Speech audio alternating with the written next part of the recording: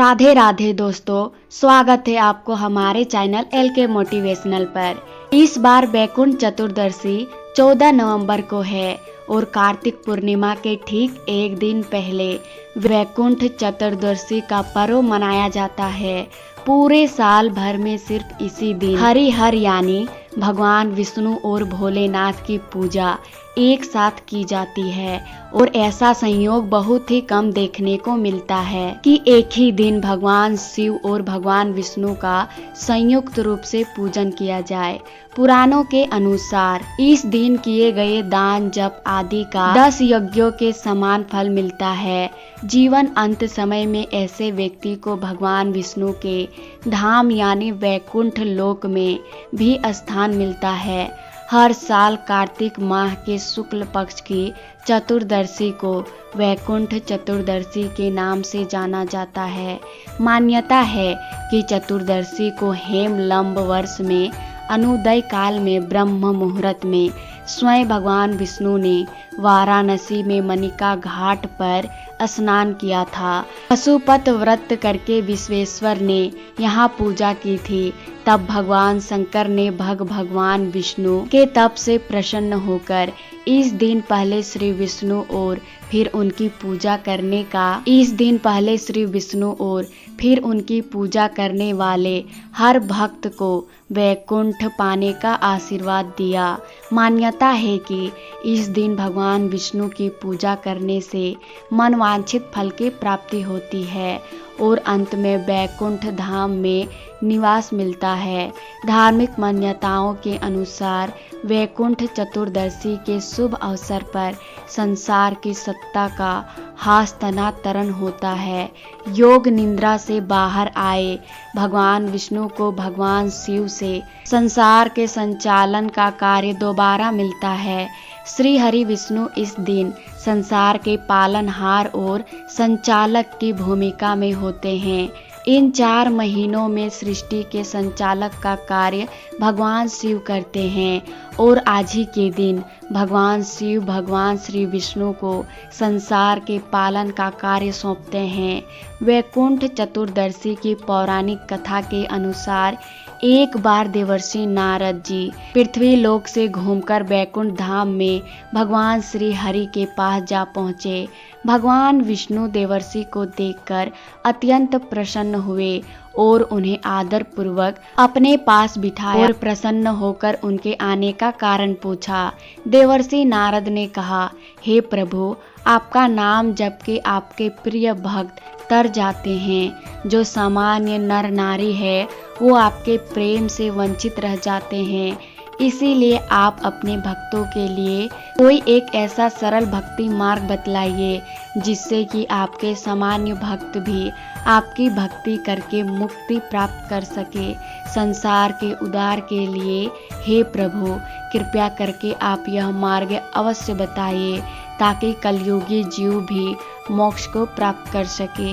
देवर्षि के मुंह से यह वचन सुनकर भगवान विष्णु बोले, हे नारद, कार्तिक मास के शुक्ल पक्ष की चतुर्थी तिथि को जो नर नारी वैकुंठ चतुर्दशी व्रत का पालन करेंगे और श्रद्धा भक्ति से मेरी पूजा अर्चना करेंगे और मेरे साथ ही भोलेनाथ की पूजा अर्चना करेंगे, उनके लिए स्वर्ग के द्वार सदैव खुले रहेंगे। इसके बाद भगवान विष्णु ने जय और विजय को बुलाकर उनसे कहा कि कार्तिक मास के शुक्ल पक्ष की चतुर्थी तिथि को स्वर्ग के द्वार बंद ना करे, उन्हें खुला ही रखे। भगवान विष्णु ने कहा कि इस दिन जो भी भक्त मेरा नाम लेकर थोड़ा सा भी पूजन करेगा उसे वैकुंठ धाम की प्राप्ति अवश्य होगी। इसीलिए आज के दिन भगवान विष्णु के साथ भगवान शिव का पूजन किया जाता है, नहीं तो भगवान विष्णु इस पूजा को स्वीकार नहीं करते हैं।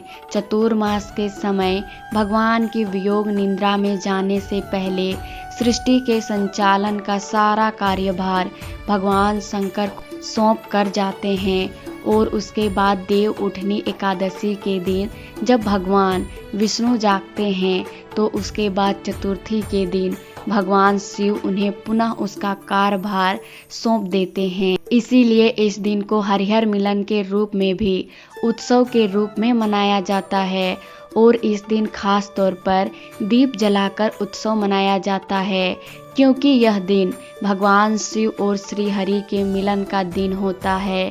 इसीलिए यह दिन उपवास, पूजा पाठ के लिए बहुत शुभ फलदायी होता है।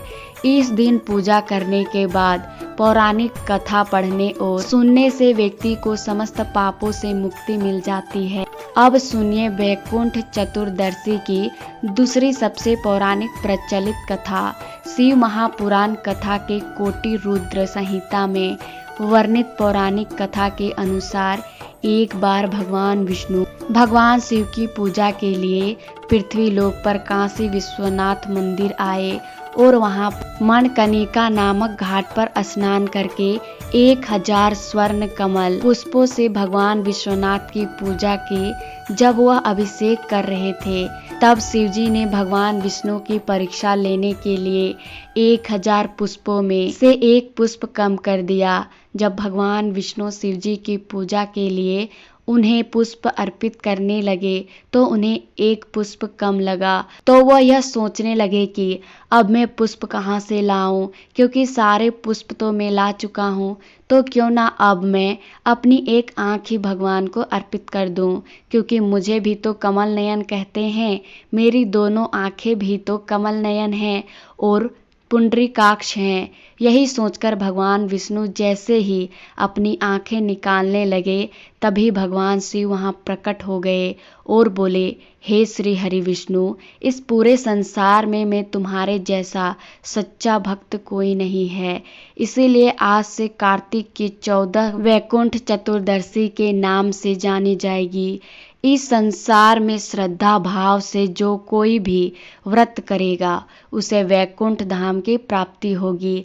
ऐसा कहकर भगवान विष्णु को भगवान शिव ने सुदर्शन उपहार स्वरूप भेंट किया और कहा कि इस सुदर्शन चक्र में करोड़ों अरबों सूर्य की कांति के समान शक्ति है, जिससे आप अपने भक्तों की सदा रक्षा कर सकेंगे।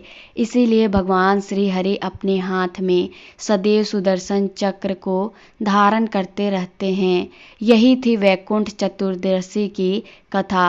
अगर आपको अच्छी लगी तो वीडियो को लाइक जरूर कीजिएगा। मिलते हैं अगली वीडियो में, तब तक के लिए राधे राधे।